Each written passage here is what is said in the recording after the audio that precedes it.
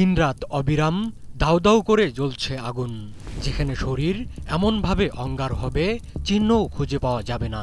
কোরআন হাদিসে এমনভাবেই পাওয়া যায় দোজখের ভয়াবহ বর্ণনা।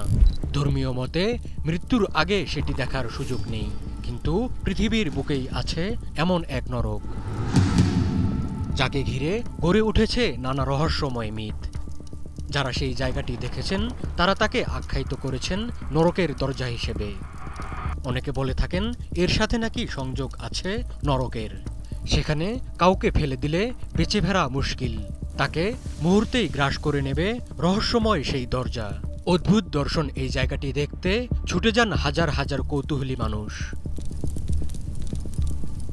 মধ্য এশিয়ার মুসলিম দেশ তুর্কমেনিস্তানের দারভাজা এলাকায় রয়েছে বিশাল এক গর্ত।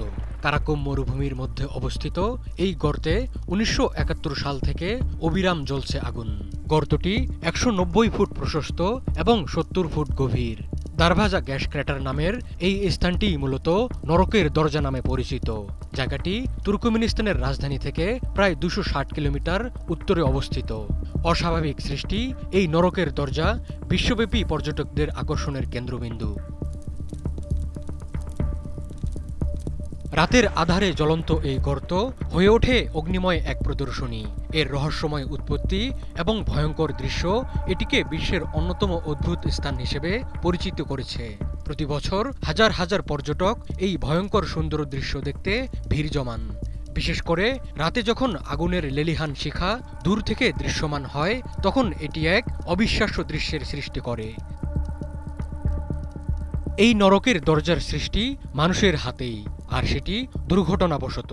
১৯৭১ সালে সোভিয়েত ইউনিয়নের ভূতত্ত্ববিদরা কারাকুম মরুভূমিতে প্রাকৃতিক গ্যাস ভাণ্ডারের অনুসন্ধান করছিলেন। অনুসন্ধানের সময় ওই এলাকায় ড্রিলিং করা হয়। ড্রিলিংয়ের সময় নিজেদের অজান্তেই একটি ভূগর্ভস্থ মিথেন গ্যাসের গুহায় পৌঁছে যান তারা। ড্রিলিংয়ের ফলে গুহার ছাদ ভেঙে একটি বড় গর্তের সৃষ্টি হয়। গর্তটি থেকে মিথেন গ্যাস নির্গত হতে শুরু করে।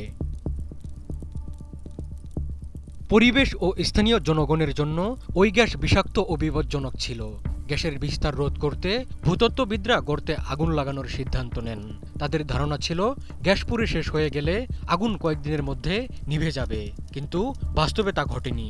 গ্যাসের বিশাল মজুদের কারণে আগুনটি ৫০ বছরেরও বেশি সময় ধরে এখনও জ্বলছে। নরকের দরজা থেকে নির্গত গ্যাসের মধ্যে মিথেন ছাড়াও সালফার এবং অন্যান্য দাহ্য পদার্থ রয়েছে।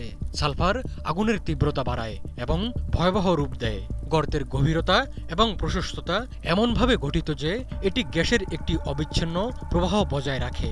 আগুন জ্বলতে পর্যাপ্ত অক্সিজেনের প্রয়োজন হয়। গর্তের উন্মুক্ত প্রকৃতি এবং কারাকুম মরুভূমির খোলা পরিবেশ এই অক্সিজেন সরবরাহ নিশ্চিত করে, ফলে আগুন কখনো নেভে না। ২০১৩ সালে কানাডার অভিযাত্রী জর্জ কৌরুনিস প্রথম ব্যক্তি হিসেবে গর্তের তলদেশে নামেন। তিনি ন্যাশনাল জিওগ্রাফিকের জন্য এর তাপমাত্রা এবং গ্যাসের নমুনা সংগ্রহ করেন। তিনি জানান, গর্তের তীব্র তাপ এবং হিসিস শব্দের জন্য এটিকে সত্যিই নরকের দরজার মতো মনে হয়।